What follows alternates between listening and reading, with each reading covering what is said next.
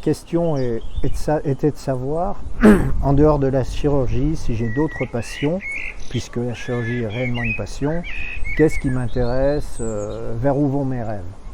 Alors on est tous marqués par son enfance, son adolescence. J'ai eu la chance, très jeune, de partir vivre en Guyane française, en ce coin d'Amazonie française, en Amérique du Sud.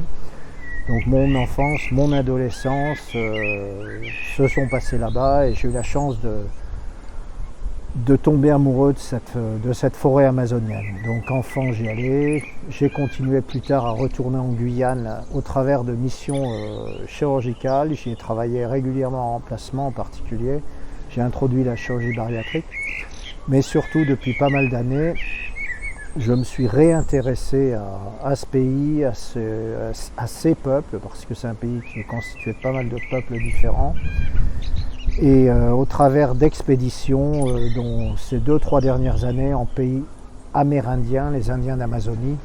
J'étais dans des zones qui ne sont pas touristiques, qui sont interdites en tourisme, il faut des autorisations préfectorales pour y aller.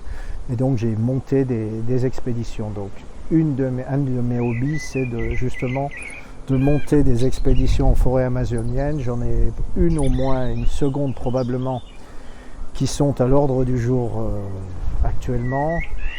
Ça sera travailler avec une équipe, un cinéaste, avec toute une équipe, et repartir sur les traces d'un explorateur français qui a disparu à l'âge de 20 ans, il y a près de 70 ans. Ça me fait penser à mon internat de chirurgie à Montpellier, où mes copains déjà à l'époque me disaient « Patrick, c'est l'interne globe-trotter ». Donc je suis attiré par l'Amazonie, par la forêt, par l'Amérique du Sud, mais pas uniquement. Mon enfance aussi, c'était des rêves, toujours le voyage, l'Afrique. Et aujourd'hui, je réalise ce rêve au travers de missions chirurgicales que je fais au Kenya actuellement. Depuis 3-4 mois, j'y vais chaque mois. Autrement, au travers de ces voyages, cette belle rencontre que l'on fait parfois, des gens qui, on a l'impression, sont sortis d'un roman d'aventure ou d'un livre d'histoire. J'ai comme ça rencontré des belles personnes, Donc tout me ramène à des voyages. Donc réellement les voyages, la nature, ça va avec les voyages. Je vis dans une région où il y a surtout du sable, le désert du Golfe, la Tunisie, c'est des zones arides, j'aime bien les forêts. Et comme vous l'avez compris, ce qui va dans la nature sont les animaux. Alors les animaux, ça peut être des animaux domestiques.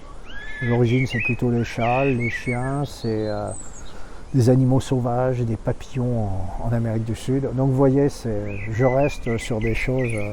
Voilà, on me dit souvent que je suis un rêveur, mais c'est la forêt, la nature et les animaux, principalement.